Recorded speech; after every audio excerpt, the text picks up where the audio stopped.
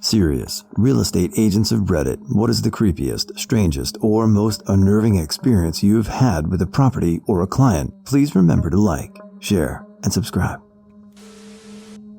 I was doing a viewing on a brand new property, so asked the applicant to take their shoes off before going in, pretty standard stuff, and I have taken my shoes off too. The guy stares at my feet the entire time. Walking around the property, he just doesn't take his eyes off my bare feet. I was so paranoid that I'd stood in something, but no, he was just weird.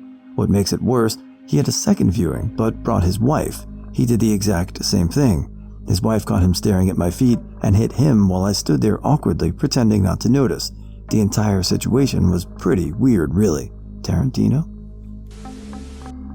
Looking for fixer-uppers. Go into a house, notice a few smashed windows. Looking around, notice some fast food wrappers. Luckily, the squatter isn't home. See a smashed can of paint and someone painted the tile floors and kitchen appliances. Nice. Then, what got me to nope the F out was the big maggoty turd in the bathtub. See ya. Actually, not sure if it was a turd, but it was dark and writhing. Electric was out. Aunt is a real estate agent. She told me about this house. She calls it Hell House. Tenant moved out. She hires a group of people to come clean it.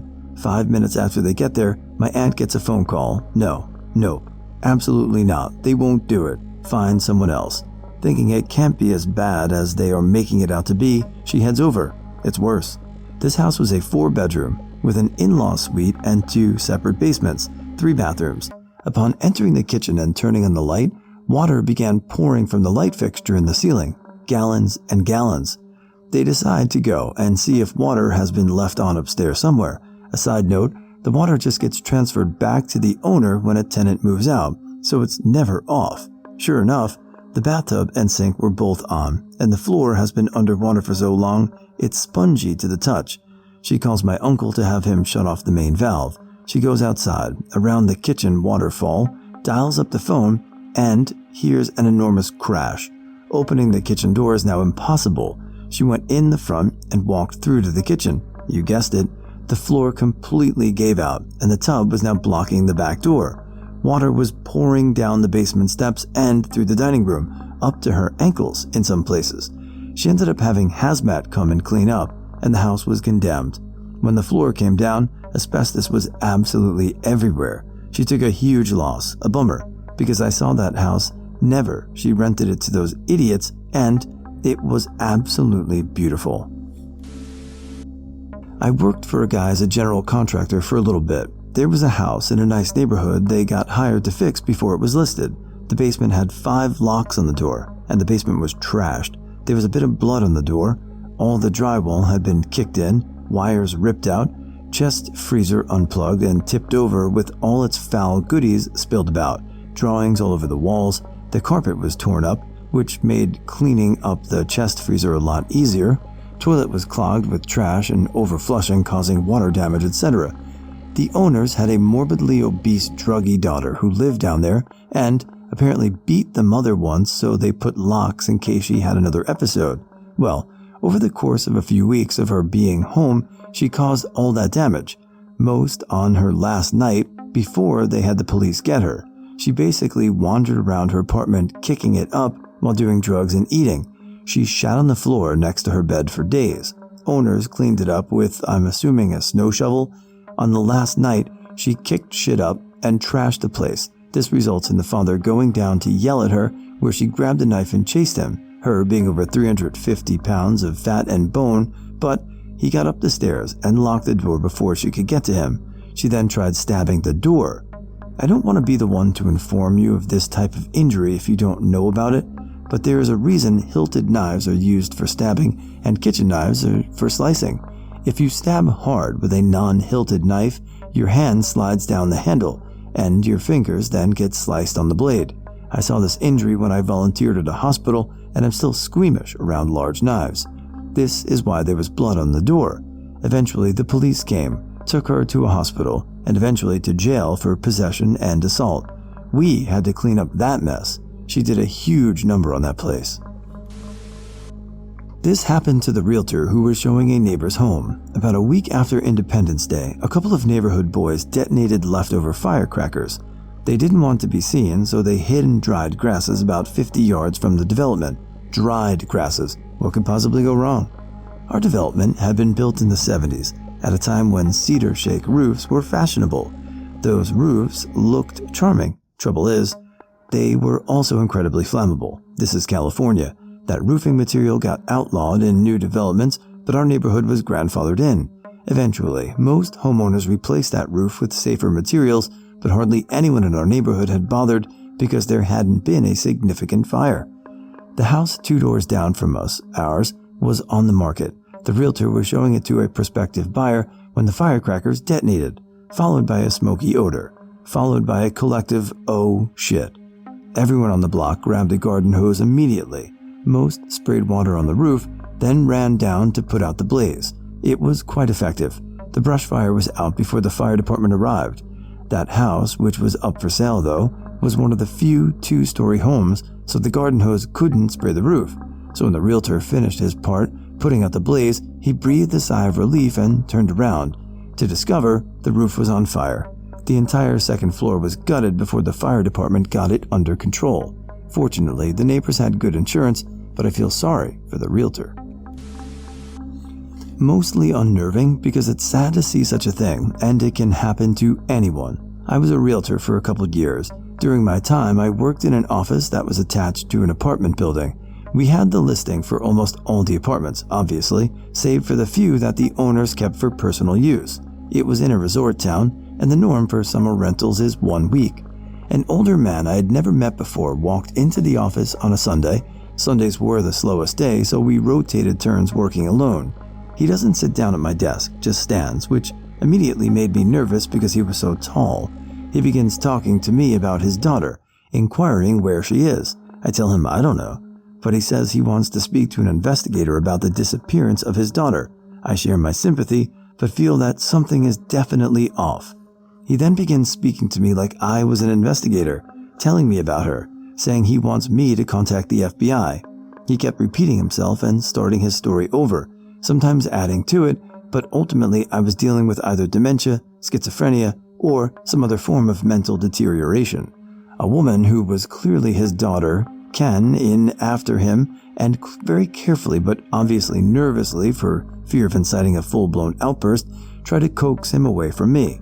I tried to just play along with his hallucination, trying to direct the resolution to his problem being with just going with his daughter. After about 10 minutes of the two of us trying to talk him carefully into compliance, she was mortified about the whole thing. I reassured her and was glad it was me he came up to instead of someone else who might have been completely ignorant to mental health problems. How unfortunate for him and his family to have to go through that. My heart goes out to them. I found a dead body when I worked for a property management company. It was in the basement of a 3-unit apartment building by the furnace. I was in the basement to take pictures and find out what work needed to be done. The place smelled weird, like it had this sweet rotting smell, but it was not like the death decomposition smell. I shined my flashlight around and I saw something really strange on top of a pile of old clothes near the furnace. It was a dead body, which was all dried up and shrunken in a mummified condition. I ran out of there and called the police. I thought it was going to be a big deal, but it really wasn't. The police said there was heroin paraphernalia and it was probably someone who had overdosed. I never heard about it again afterwards. It wasn't in the newspaper or anything, and I don't even know if it was a man or a woman. The previous winter, the tenants in the building had complained about a bad smell in the basement, and plumbers were sent out to look for a sewage backup. They walked right by the corpse to get to the sewer vents. The tenants had also been doing their laundry about 5 feet away. The way that they were lying right up against the furnace makes me think they went in there in winter to get warm and use drugs, and when they died, the heat from the furnace dried them out pretty quickly. Ugh. My mother does appraisals on mostly vacant HUD homes, and I've gone with her on several trips. A lot of these vacant homes are in very rundown areas, and sometimes the doors will be kicked in or just unlocked, so it was always creepy going into these houses since you don't know if there are junkies or squatters inside. Sometimes we would find needles. There were also times where we would find these creepy bedrooms down in these dingy basements with weird writing scrawled on the walls and shit. Some really weird stuff, man. Definitely not the creepiest, but I, property manager, refuse to inspect one of my tenants' homes by myself. I just don't like the guy. One of our first times meeting each other, he explained he had back issues. He told me, maybe I should pay a sexy Chinese woman to stand all over me. I giggled nervously. Then again, maybe I'll want women to keep walking over me afterwards. Second time meeting me. I need a glass of scotch and 2 bullets. The second bullet is in case I missed the first time. Now I know that's a pretty common phrase, but he said it with a certain bluntness to it. Like in that moment, I was certain he was going to turn up on the news dead the next day. He also has a giant freezer under the house he doesn't like me going near. Oh, did I mention he disconnected the included washer and dryer machines when he moved in? Not only that, but he moved them into each the center of the bathroom, so they cover the drain. I asked him why, and he replied, "It's just better that way, for everyone." I don't ask many questions anymore. We also had a tenant who was always acting crazy and kept bottles of chlorine in the house. They had no pools. Wasn't very fun when we got cops turning up at the office asking if we knew anything about the meth lab they had found at the property. My parents were their own agents when they bought the house I lived in most of my time growing up. The room that became my sister's room had glow-in-the-dark paint satanic symbols and this creepy-ass clown on the walls. Tenant I evicted after a protracted and complicated series of magistrate court hearings didn't show up to the last one. Magistrate, as he had all along, found in our favor and allowed us to schedule a constable to put this tenant out the following Monday. This, after 180 plus days of aggravation, non-payment, threats, damages, police visits to the tenant's unit due to violence on his part, etc. We were like, finally, all our troubles are now over. We leave the hearing, post the notice on the door, next to all the other notices already up there, and leave for the weekend. On Monday, constable arrives and lets us know he's going over to the unit, and we follow him over. He pounds on the door, makes a phone call, no answer. He uses the keys to enter the unit, and he finds the tenant passed out, we thought, on the carpet inside the hallway near one of the back bedrooms. He had vomited, defecated, and urinated all over himself and everything around him. We tried to rouse him with no luck. Turns out he died from a drug overdose. The stench was awful. Writing this down 20 years later, I feel that same sour, bitter taste in my mouth that turned my stomach back then. It was the smell of an overflowing porta potty, rotten pumpkin, and bad meat mixed with soured, clumpy milk, and that was a tangy, bitter metal taste, a too sweet sweetness that felt like it glommed onto your gums and swelled your tongue to such monstrous proportions that you couldn't fit it back in your mouth. I threw up outside in the bushes, then called 911. The constable had, he said, seen worse. He took some chew out of the tin in his back pocket and went to town on it. First time he spat, I heaved again and had to leave. I didn't throw up again that day, but do still get queasy whenever I see or smell people doing that. Once we were allowed back in, we discovered that the carpet and walls were covered with vast quantities of blood, animal of some kind, and human excrement, likely his own. He had poured bleach, dye, and paint all over the walls and floors, had torn the carpet out in huge chunks, kicked and punched several large, jagged holes in the drywall, yanked the light fixtures out of the ceilings and walls, and poured concrete down the sinks and toilets. He had carted in a bunch of power tools, too, and the police thought maybe he had other plans for those. Thought maybe he wasn't quite finished with his revenge when he took a break to get wasted and suddenly and unexpectedly died.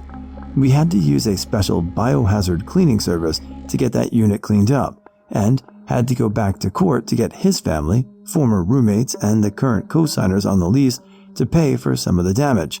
We let them slide on the back rent and dropped the criminal complaints against them for their participation in some of the fiascos, which led up to our evicting this tenant, but did try to get something for the costs we incurred for the cleanup. We never got a dime, but thankfully never saw any of them again.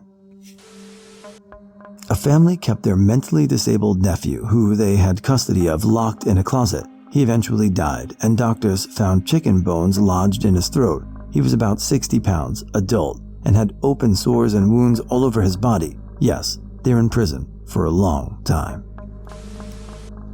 I worked for a company that fixed up foreclosed houses for banks so they could resell them to the public. Most houses were either full of random junk or just had a lot of repairs that needed to be done. A lot of people would destroy the house before banks took it away. Anyway, one house we had didn't seem too bad, mostly minor repairs in the upstairs, a few containers full of trash, nothing too special. We then proceeded to the basement. 6 full-size graves were dug in the basement. All of them looked empty.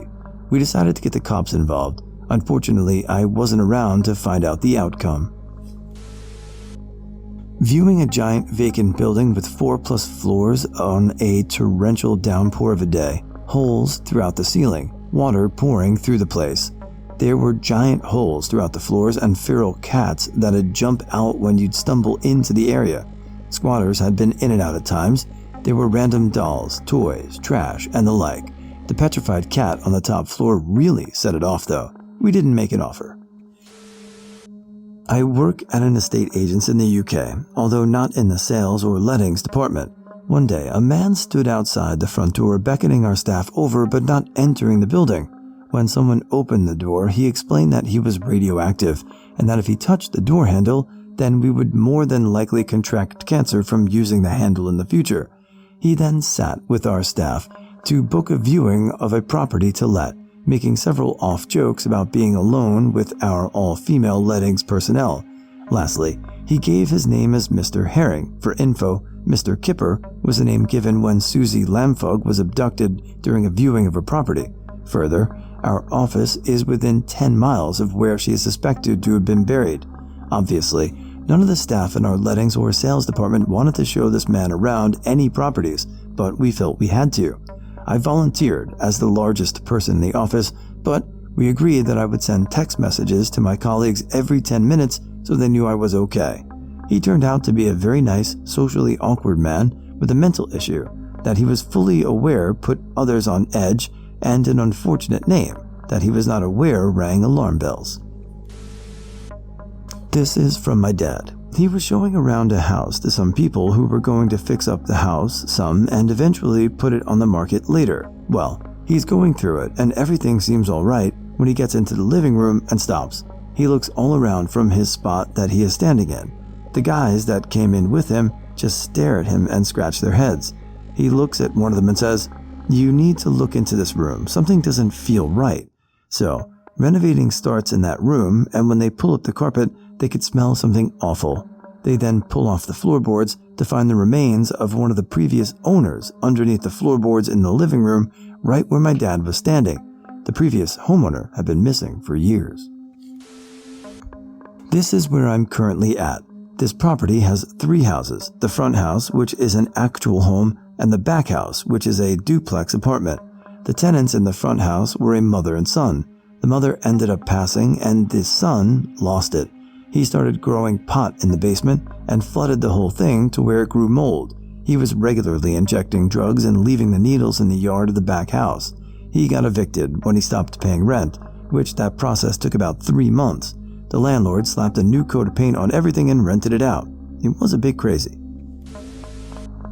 From a few years ago, exclusive part of an expensive city. The gentleman I was showing a house to was very brief on the phone and wanted to meet at the property rather than my office, company policy. Not too much of a red flag since it was only 2 minutes from the office anyway. Waited outside, and a white Mercedes with all blacked out windows pulls up. An Egyptian man got out with a huge guy, over 6'5" at least. I assumed was his bodyguard, but he claimed was his cousin. I opened the door and gestured for them to go in, to which the guy said, "Ladies first," and followed me in.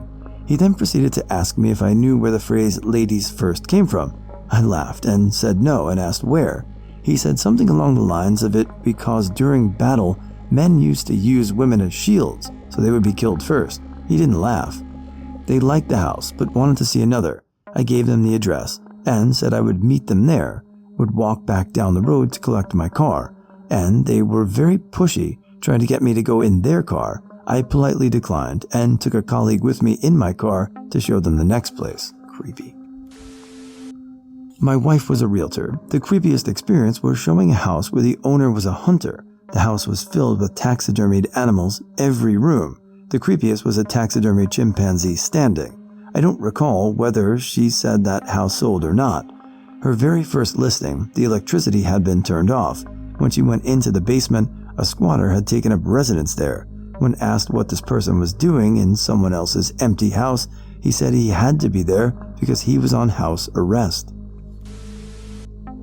Don't know if this counts, but we sold our house in Melbourne to a couple from Afghanistan. This was the most horrible experience for us and the agent.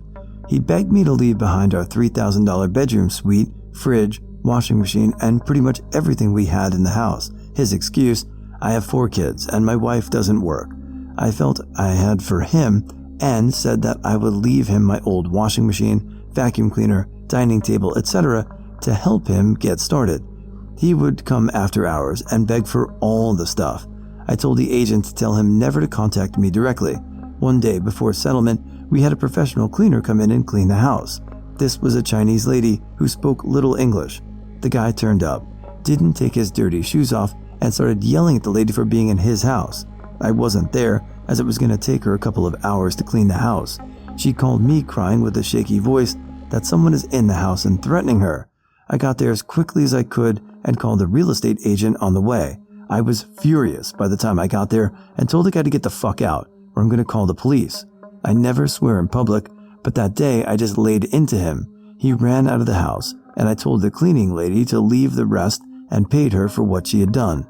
I told the agent that we won't be cleaning the house or picking up rubbish, and he was fine with it. I feel like all immigrants should have to go through a course designed to teach them how to behave in their new world.